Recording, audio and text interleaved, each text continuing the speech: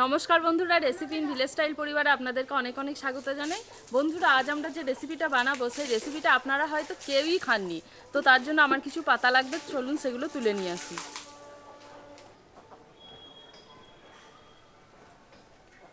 তো এখানে আম গাছের সাথে কিছু পান পাতা উঠেছে, সেই পান পাতা আমি কিছুটা তুলে নেব।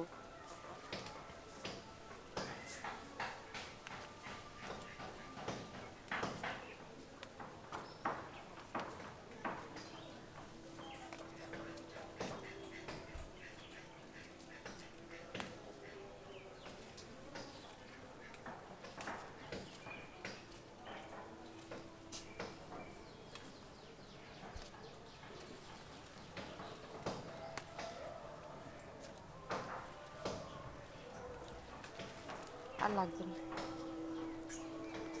তো বন্ধুরা, পান পাতাগুলো তুলে নিয়েছি, তাহলে চলুন এখন রান্নার কাছে যাওয়া যাক।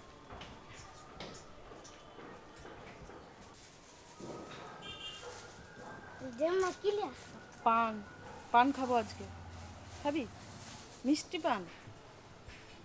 ভালো করে তৈরি করে দেবো, করে রাখবো। তা আমাদের ভুটুম এখন স্কুল যাচ্ছে, আজকে যেটা বানাবো সেটা ভুটুম খেতে পাবে না, পান খাবে। বেশ, দেখুন বন্ধুরা, আমরা পান পাতাগুলো তুলেছি। এই যে ডগের দিকটা আছে না, এটা একটু বেশি করে রেখে পান পাতাগুলো তুলে নিয়েছি। না, টাটা। হ্যাঁ,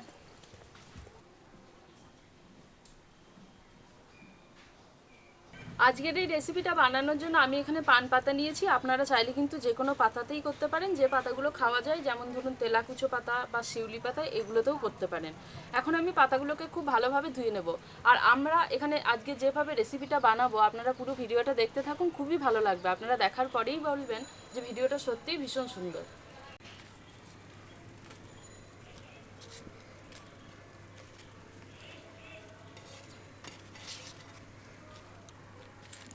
জল দিয়ে এখন পান পাতাগুলোকে খুব ভালোভাবে ধুয়ে নেব।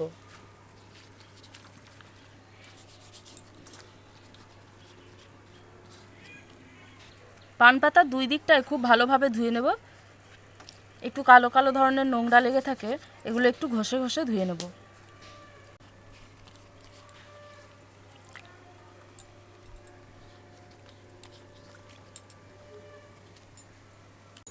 পাতাগুলো খুব ভালোভাবে ধুয়ে নিয়েছি, এবার তুলে নেব।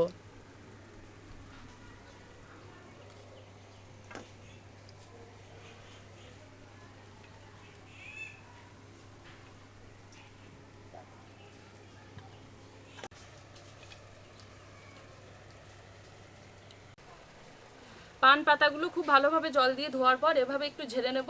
এমনিতেই পান পাতার উপরের দিকটা একটু তেল তেলে, এইভাবে ঝেড়ে নিলেই কিন্তু জলটা খুব ভালোভাবে ঝরে যাবে। এখন পান পাতাগুলো আমি রেখে দেবো। এদিকে পকোড়াগুলো তৈরি করার জন্য আমি ব্যাটারটা বানিয়ে নেব। ব্যাটারটা তৈরি করার জন্য আমি এখানে 4টি উপকরণ নিয়েছি। সেগুলো হচ্ছে ময়দা, কর্নফ্লাওয়ার, লবণ, আর নিয়েছি একটা ডিম। প্রথমেই আমি একটি জায়গার মধ্যে ডিমটাকে ভেঙে নেব।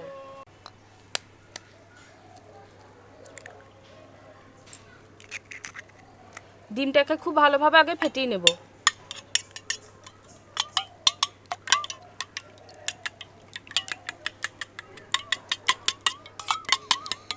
এবার দিয়ে দেব ময়দা 3 টেবিল চামচ,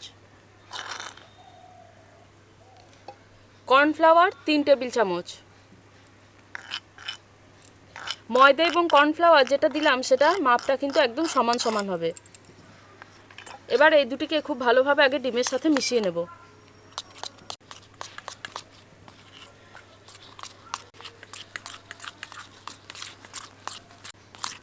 ময়দা এবং কর্নফ্লাওয়ার ডিমের সাথে খুব ভালোভাবে মিশিয়ে নিয়েছি। দেখুন, এখন কিন্তু এই ব্যাটারটা বেশ অনেকটাই ঘন আছে।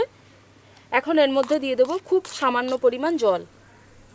জলটা কিন্তু একদমই বেশি ব্যবহার করব না, একদম মেপেই খুব সামান্য পরিমাণ জল দেব। এবার খুব ভালোভাবে ব্যাটারটা তৈরি করে নেব। সমস্ত উপকরণগুলোকে আমি খুব ভালোভাবে ফেটে নিয়েছি। এখন এর মধ্যে দিয়ে দেবো খুব সামান্য পরিমাণ লবণ, 1 চিমটি পরিমাণ লবণ। আবারও খুব ভালোভাবে মিশিয়ে নেব। ব্যাটারটাকে যত ভালোভাবে ফাটা হবে ততই বেশি ব্যাটারের মধ্যে হাওয়া বাতাস চলাচল করবে, আর পকোড়াটা যখন বানাবো তত ভালো কিন্তু ক্রিস্পি হবে।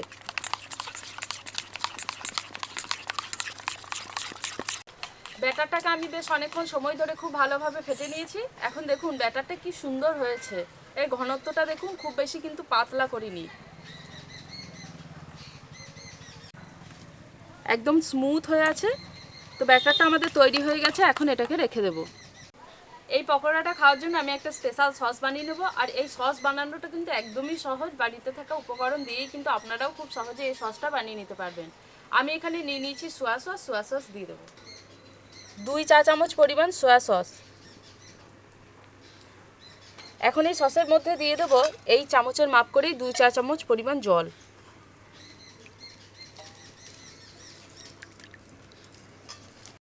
এখন এর মধ্যে দিয়ে দেবো 1 চা চামচ পরিমাণ চিনি।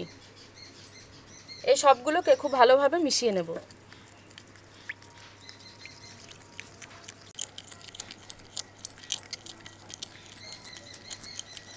স্পেশাল সসটা তৈরি হয়ে গেছে, এটা পকোড়াটা খাওয়ার সময় লাগবে, এখন রেখে দেব।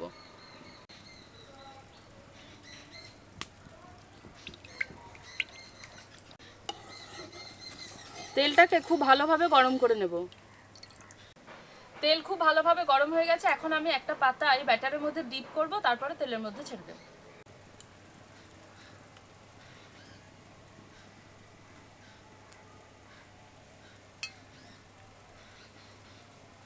ব্যাটারের মধ্যে পাতাটাকে খুব ভালোভাবে ডিপ করে নিয়েছি। এবার একটু ভালোভাবে ব্যাটারটাকে ঝরিয়ে নেব, পাতার মধ্যে যাতে খুব বেশি পরিমাণ ব্যাটার না লাগে।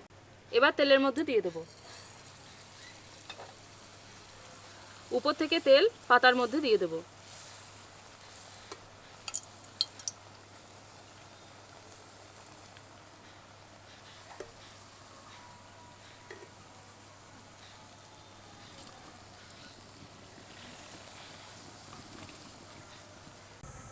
পাতাটাকে ব্যাটারের মধ্যে খুব ভালোভাবে ডিপ করে নিয়েছি, এখন আমি তেলের মধ্যে ছেড়ে দেব। উপর থেকে এভাবে ছান্তাতে করে আস্তে আস্তে তেল দিয়ে দেব। দেখুন বন্ধুরা, পাতাটা কি সুন্দর ফুলে উঠেছে।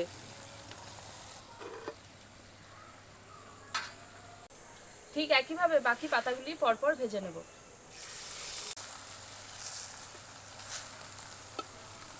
তেলে দেওয়ার সাথে সাথে কি সুন্দরভাবে ফুলে যাচ্ছে দেখুন পাতাটা।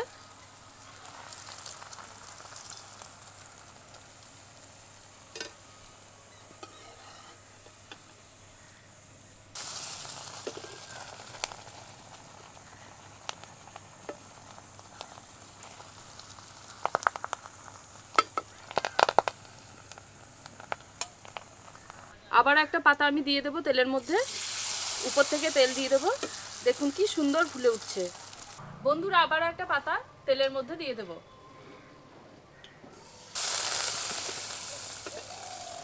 দেখুন বন্ধুরা, পাতাটা কি সুন্দর ফুলে উঠেছে। এখন উল্টে দেব।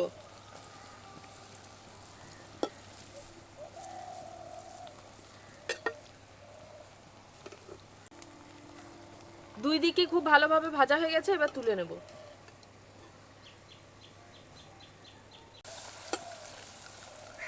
দেখুন বন্ধুরা, কি সুন্দর একদম পাতার মতো শেপ হয়ে যাচ্ছে ফুলে। উল্টে দেব, নিয়ে এরকম বাদামি করে ভেজে নেব।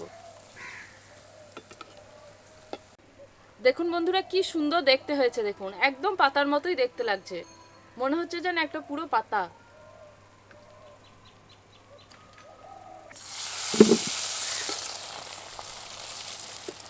এটাও দেখুন কি সুন্দর ফুলেছে, ফোলার সাথে সাথে আবার উল্টেও গেছে এটা।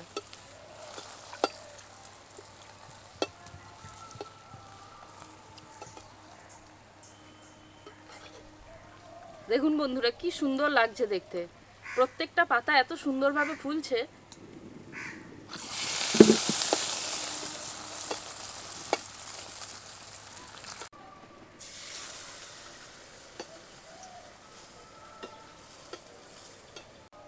বন্ধুরা, আজ বানালাম পান পাতার পকোড়া।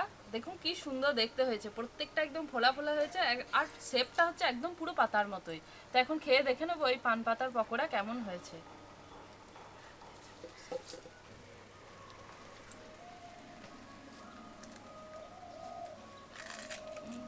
বেশ মচমচ করছে, দারুণ লাগছে। আর দেখুন বন্ধুরা, এই যে বাইরের কভারটা আলাদা, নিচের কভারটা আলাদা, আর পাতাটা আলাদা, তিনটে পুরো লেয়ার আলাদা আলাদা হয়ে গেছে। স্পেশাল সস, ভালো লাগছে খেতে,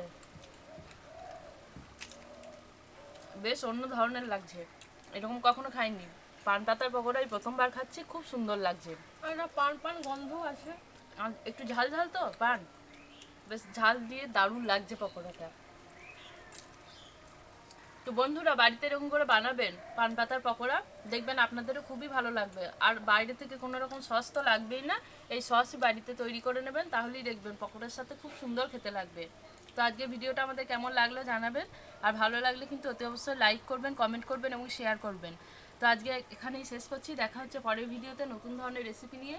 সবাই খুব ভালো থাকবেন, সুস্থ থাকবেন। আর হ্যাঁ, অতি অবশ্যই কিন্তু recipe in village style subscribe করতে ভুলবেন না। এত সুন্দর সুন্দর রেসিপি আমরা দেখাচ্ছি, একটা লাইক কিন্তু অতি অবশ্যই করে দেবেন। তো আজকে এখানেই শেষ করছি, সবাই খুব ভালো থাকবেন।